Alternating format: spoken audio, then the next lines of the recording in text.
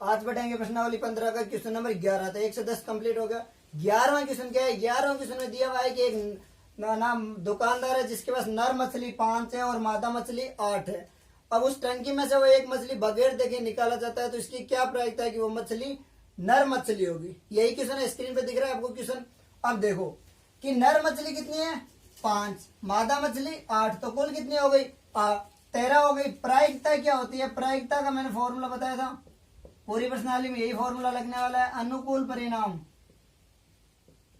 अनुकूल परिणाम बट्टा कुल परिणाम,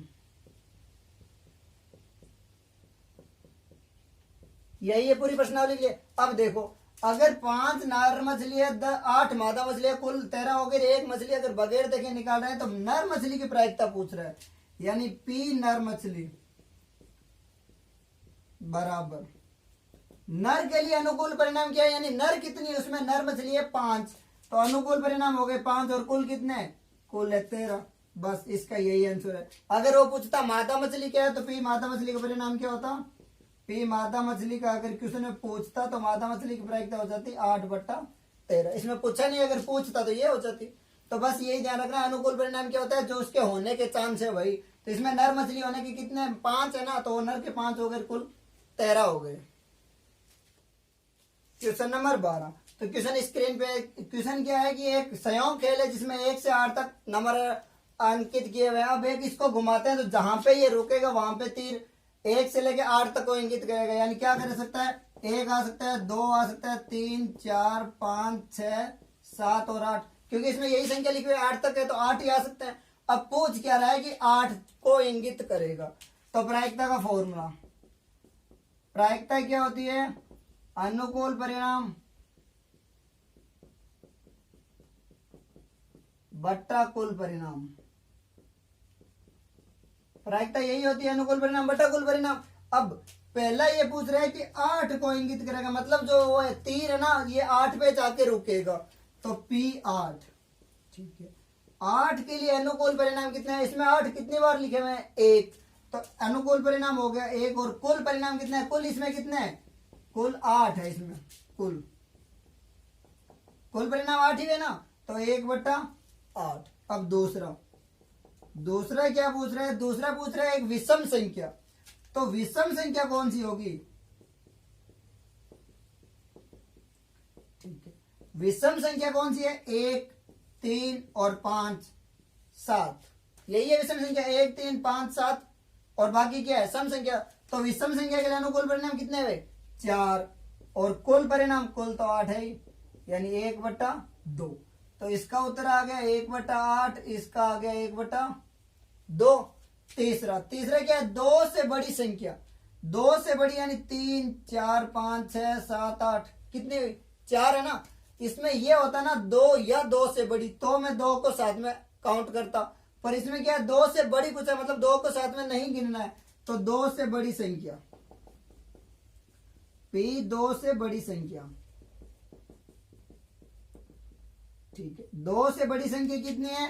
1, 2, 3, 4, 5, 6, यानी 6/8। और 6/8 को मैं क्या लिख सकता हूं?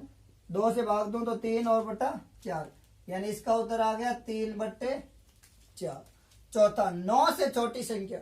9 से छोटी तो पूरी 8 की 8 है ना, तो चौथे का आंसर क्या होगा? P 9 से छोटी संख्या।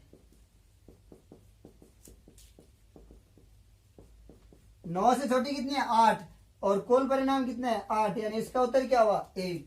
तो इसका उत्तर हो गया 1। एक बार और देख लो, इसमें क्या है? ये मतलब संख्या दी हुई 8। हाँ, इसमें 8 की जगह हो सकता है ABCDEFG देके भी पूछ सकते हैं। जो जैसा क्वेश्चन में दे रहे हैं ना, उसके अकॉर्डिंग ही अपन को आंसर देना है। तो कुल इसमें 8 परिणाम है, और सारी संख्या एक एक बार है, कोई भी 2 बार है नहीं, तो 8 को इंगित करेगा इसकी 1/8। विषम संख्या इसमें कितनी है? 4 है, तो 4/8 कितना हुआ? 1/2। 2 से बड़ी क्या है? 2 से बड़ी है 6 संख्या, तो 6/8। हाँ, इस क्वेश्चन को वो चेंज कर सकता है, अगर ये पूछ ले 2 या 2 से बड़ी, तो 2 में साथ में गिनूंगा, और 9 से छोटी तो सभी है, तो 8/8 कितना हुआ? 1। Question number 13। 13 क्वेश्चन क्या है? एक पासे को एक बार फेंका जाता है, प्रायिकता ज्ञात कीजिए। तो पासे को एक बार फेंका जाता है, ये ध्यान रखना कि पासे को कितनी बार फेंक रहे हैं। अगर एक बार फेंक रहे हैं तो 6 परिणाम आते हैं, जब पासे को एक बार फेंकते हैं तो एक बार में कितने आते हैं? 6 परिणाम, क्योंकि पासे में क्या 6 साइड होते हैं तो 6 हो सकती है क्या? 1 2 3 4 5 और 6, यानी कुल कितने परिणाम हो गए? कुल परिणाम हो गए मेरे 6। ठीक है, अब पहला क्या पूछ रहा है? एक अभाज्य संख्या। अभाज्य संख्या, तो अभाज्य संख्या, अभाज्य संख्या कौन सी होती है? इस क्वेश्चन को, ये सबसे ज्यादा गलत होने के चांस इसी क्वेश्चन में होते हैं, क्योंकि अभाज्य संख्या क्या होती है? वो संख्या जिसमें एक का या फिर खुद का भाग जाए। तो एक 2 हो गई, क्योंकि 2 में 1 का जाता है और 2 का जाता है, इसके अलावा किसी का नहीं जाता। 3 हो गई, 5 हो गई। अब यहाँ पे स्टूडेंट गलती क्या करते हैं? 1 को मान लेते हैं। 1 ना तो अभाज्य संख्या है, ना इसको भाज्य संख्या में काउंट करते हैं। तो इसमें अनुकूल परिणाम कितने हैं? अभाज्य संख्या 2 3 और 5। बस अगर आप 1 को साथ में गिनोगे तो आंसर गलत आएगा, ये ध्यान रखना। तो अभाज्य संख्या कितनी हुई? 2 3 और 5। तो P अभाज्य संख्या, अभाज्य संख्या। प्रायिकता क्या होती है? अनुकूल परिणाम बटा कुल परिणाम। तो अभाज्य के लिए अनुकूल परिणाम कितना है? 3, और कुल परिणाम कितने हैं? 6, यानी 3 बटा 6 कितना हुआ? 1 बटा 2। तो इसका उत्तर आ गया 1 बटा 2। ये ध्यान रखना कि 1 को ना अभाज्य मानते हैं ना ही भाज्य संख्या मानते हैं।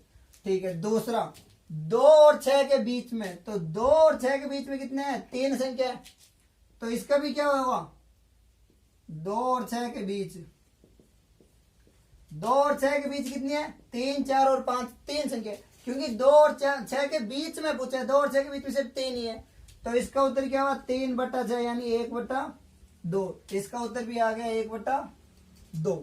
अब एक विषम संख्या, तो विषम संख्या क्या है? इसमें 1 काउंट होगी, क्योंकि एक विषम संख्या है, 3 भी है और 5 भी है, यानी 1 3 और 5, 3 है ना विषम संख्या। तो P विषम संख्या,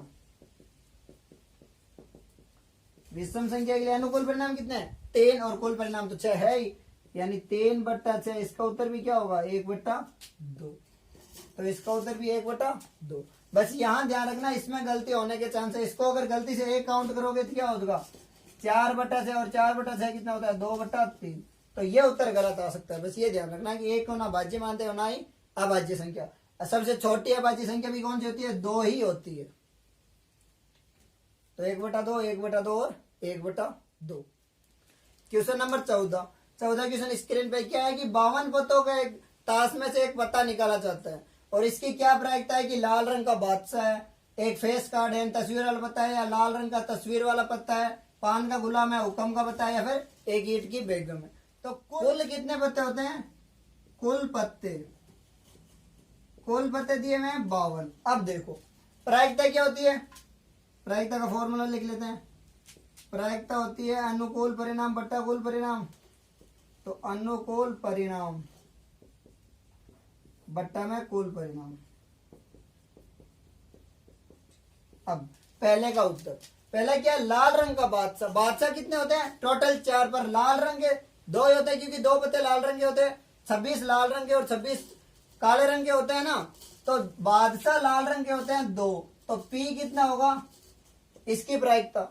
अनुकूल परिणाम क्या है? 2, और कुल परिणाम कितना है? 52, यानी 1 बटा 26। पहले का उत्तर क्या है? 1 बटा 26। अब निकालते हैं दूसरे का उत्तर। दूसरे की प्रायिकता, दूसरे क्या? एक फेस कार्ड, यानी तस्वीर वाला पत्ता। तो तस्वीर वाला पत्ता कौन से होते हैं? एक तो J होता है, एक Q होता है और एक K होता है। 3 होते हैं ना। तो टोटल 4 कलर होते हैं। अगर एक में 3 होते हैं तो टोटल कितने हुए? 12 पत्ते, यानी इसकी प्रायिकता हो जाएगी 12 अनुकूल परिणाम, और टोटल है 52 पत्ते। 4 से काट लेता हूं मैं। 4 × 3 12, 13 × 4 52, क्योंकि कुल फेस कार्ड कितने होते हैं? 12 ही होते हैं 52 में से, बाकी किसी में फेस कार्ड नहीं होता है। ठीक है, अब लाल रंग का तस्वीर वाला पत्ता। लाल रंग के कुल कितने होते हैं? 26 पत्ते, और लाल रंग के तस्वीर वाले कितने पत्ते होते हैं? 6 पत्ते। 3 और 3 6। तो इसकी आंसर क्या होगा? प्रायिकता अनुकूल परिणाम है 6, और कुल कितने हैं? 52। 2 से काट लूं, 3 बटे 26। ठीक है, अगला पान का गुलाम। अब एक ताश में टोटल 4 गुलाम होते हैं, पर पान का गुलाम तो एक ही होता है, यानी इसकी प्रायिकता क्या होगी? इसका अनुकूल परिणाम 1 और कुल परिणाम 52। तो इसका आंसर हो गया 1 बटा 52। अगला क्वेश्चन हुक्म का पत्ता। तो ताश में हुक्म के कितने पत्ते होते हैं? 13 पत्ते। यानी इसकी प्रायिकता क्या होगी? अनुकूल परिणाम 13 बट्टा कुल परिणाम कितना है? 52। यानी इसको लिख सकता हूं मैं 1/4। 13×4 52 होते हैं। लास्ट एक ईंट की बेगम। बेगम कुल 4 होती है, लेकिन ईंट की बेगम कितनी होती है? 1 ही होती है। तो इसकी प्रायिकता क्या होगी? अनुकूल परिणाम 1 और कुल परिणाम 52। तो ये इसका उत्तर है। तो अब इसमें क्या है? एक तो कितास में कुल पत्ते होते हैं 52। 52 क्या होते हैं? 13-13 के सेट होते हैं। 13-13 के 4 सेट, ठीक है। 26 होते हैं लाल रंग के, ये ध्यान रखना, और 26 होते हैं काले रंग के। इसमें से तस्वीर वाले पत्ते कितने होते हैं? 12 होते हैं। कौन कौन से? जे, क्यू और के। चारों कलर में जे, क्यू, के होंगे तो कितने हो जाएंगे? 12 तस्वीर वाले पत्ते। तो बस यही आंसर पूछा। लाल रंग का बादशाह, बादशाह 4 होते हैं, लेकिन लाल रंग के 2 होते हैं, तो 2/52। फेस कार्ड 12 होते हैं, तो 12/52। लाल रंग का तस्वीर वाले पत्ते 6 होंगे, तो 6/52। पान का गुलाम 1 ही होगा, तो 1/52। हुक्म का पत्ता 13 होते हैं, 13/52। और ईंट की बेगम 1 होगी, तो 1/52। क्योंकि कुल परिणाम सब में देख लो 52 है। और मैंने कल बताया था कि जब भी एक क्वेश्चन होना उसके लिए कुल परिणाम कभी चेंज नहीं होते, तो सब में नीचे 52 है। 52 52 52 52 52 और 52। हाँ, अनुकूल परिणाम हर क्वेश्चन के अलग अलग हो सकते हैं। क्वेश्चन नंबर 15 स्क्रीन पे क्वेश्चन है। 15 क्वेश्चन क्या है? 5 पत्ते ईंट के, दैला, गुलाम, बेगम, बादशाह और इक्का, ठीक है। इसमें से एक पत्ता बिना देखा निकाल देता है, तो इसकी क्या प्रायिकता है कि वो बेगम है। तो कुल परिणाम कितने हैं? पहली बात तो कुल परिणाम है मेरे पास 5, ठीक है। अब पहला पता बेगम है, तो इसमें से बेगम कितनी है? 1। तो प्रायिकता क्या होती है? अनुकूल परिणाम बट्टा कुल परिणाम।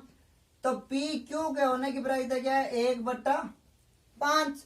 अब दूसरा क्वेश्चन क्या पूछ रहा है? ये तो पूरा हो गया।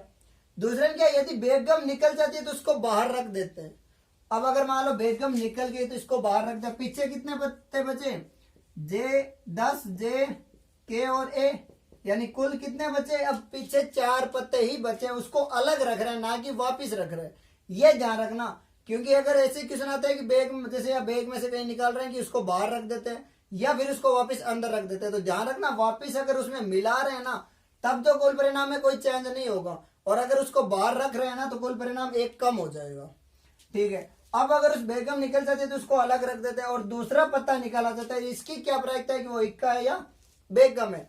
अब पीछे कितने पत्ते बचे हैं? 4, और प्रायिकता क्या पूछा है? पहला कि वो इक्का है यानी ए है। इक्के के लिए अनुकूल परिणाम कितना है? 1, और कुल परिणाम कितना है? 4, ठीक है। और दूसरा क्या पूछ रहा है? दूसरा पूछ रहा है कि वो बेगम है यानी क्यों है, क्यों को बेगम बोलते हैं। अब अगर पहले में बेगम निकल के उसको बाहर रख दी तो बेगम तो पीछे बची नहीं, तो अनुकूल परिणाम कितना है? 0, और कुल परिणाम कितना है? 4, यानी ये क्या हो गया? 0, ठीक है। अब देखो इस क्वेश्चन को ऐसे चेंज कर सकते हैं कि पहला पता निकालते हैं उसकी क्या प्रायिकता है कि वो बेगम है, फिर दूसरे में ये पूछ ले कि बेगम नहीं निकलती है। भाई मान लो बेगम नहीं निकल के कोई और पता निकल जाता है, उसको बाहर रख देते हैं, और दूसरी बार बेगम निकले, इसकी क्या प्रायिकता है। तो अगर बेगम नहीं निकली है तो मतलब बेगम के अलावा कोई सी भी निकलता है यानी अंदर बेगम हो सकती है, तो फिर बेगम की क्या प्रायिकता होती? तब बेगम की प्रायिकता होती 1/4। हाँ, या उसमें दे देते कि जैसे इक्का निकल गया उसमें, फिर इक्के की प्रायिकता क्या हो सकती थी? 0 हो सकती थी। या ऐसे दे दे कि इक्का ना निकल के दहला निकला है पहली बार में और दोबारा इक्का, तो अगर दहला निकला है तो इक्के की प्रायिकता भी क्या होती? 1/4। तो जैसा क्वेश्चन पूछते हैं ना वैसा ही उत्तर होगा। क्वेश्चन को बहुत ढंग से पढ़ना, ध्यान से पढ़ना, फिर देखना कि वो क्या पूछ रहे हैं, क्योंकि क्वेश्चन को कैसे भी घुमा सकते हैं। इसमें मतलब बेगम निकल गई, बेगम की जगह वो बोलते दहला निकल गया हो, इक्का निकल गया, फिर उसको बाहर रख दिया या उसको वापिस रख दिया। अगर वापिस रखते तो कुल परिणाम 4 नहीं वापिस 5 ही होते। तो ये इतना ध्यान रखना है।